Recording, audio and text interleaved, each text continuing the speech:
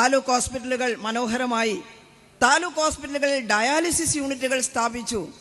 ഇതാദ്യമായി ഒന്നാം പിണറായി സർക്കാരിൻ്റെ കാലത്ത് 3 സൂപ്പർ സ്പെഷ്യാലിറ്റികൾ ജില്ലയിലേക്ക് വ്യാപിപ്പിച്ചു. Cardiology, nephrology, neurology. എല്ലാ ജില്ലാ ആശുപത്രികൾക്കും കാത്ത് ലാബ് കൊടുത്തു. അവിടെ ആൻജിയോഗ്രാമും ആൻജിയോപ്ലാസ്റ്റിയും ചെയ്യുന്നു. തുടങ്ങുമ്പോൾ ചിലർ പറഞ്ഞു, എന്ത് പ്രാന്താണ്, കാർഡിയോളജിസ്റ്റിനെ കിട്ടുമോ ജില്ലയിൽ? നോക്കാം. പക്ഷെ കിട്ടി. എല്ലായിടത്തും കാർഡിയോളജിസ്റ്റിനെ അപ്പോയിന്റ് ചെയ്തുകൊണ്ട് ആൻജിയോഗ്രാം, ആൻജിയോപ്ലാസ്റ്റി ഒക്കെ നടക്കുന്നു.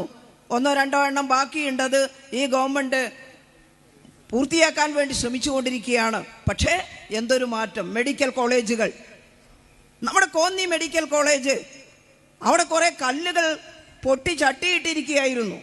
ഒരു ശിലയും ഒരു കല്ലും കുറേ കല്ലുകളും ഉണ്ടായാൽ മെഡിക്കൽ കോളേജ് ആവുമോ? LDF വന്നപ്പോഴാണ് 382 കോടി ഉറുപ്പിക കിഫ്ബിയിൽ നിന്ന് അനുവദിച്ച് അതിന് കെട്ടിടം ഉണ്ടാക്കാൻ പുറപ്പെട്ടത്. അതിനാവശ്യമായ പശ്ചാത്തല സൗകര്യം ഉണ്ടാക്കിയത്.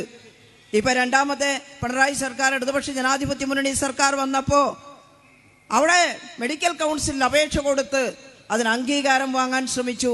ഇപ്പം അംഗീകാരം കിട്ടി. 4ാമത്തെ ബാച്ച് MBBS അവിടെ പഠിച്ചുകൊണ്ടിരിക്കുക. ഇതാണ് പിണറായി സർക്കാർ ഉണ്ടാക്കിയ, ഇടതുപക്ഷ ഗവൺമെൻറ്, ഇടതുപക്ഷ ജനാധിപത്യ മുന്നണി ഗവൺമെൻറ് ഉണ്ടാക്കിയ നേട്ടം. ഞാൻ ആ മേഖലയിലെ പ്രശ്നം വിശദീകരിച്ചാൽ ഒരു ദിവസം മുഴുവൻ പറഞ്ഞാൽ തീരാത്തതുണ്ട്. ഇതെല്ലാ മേഖലയിലും ലൈഫ് മിഷൻ ഒന്നും ഞാൻ പറയുന്നില്ല.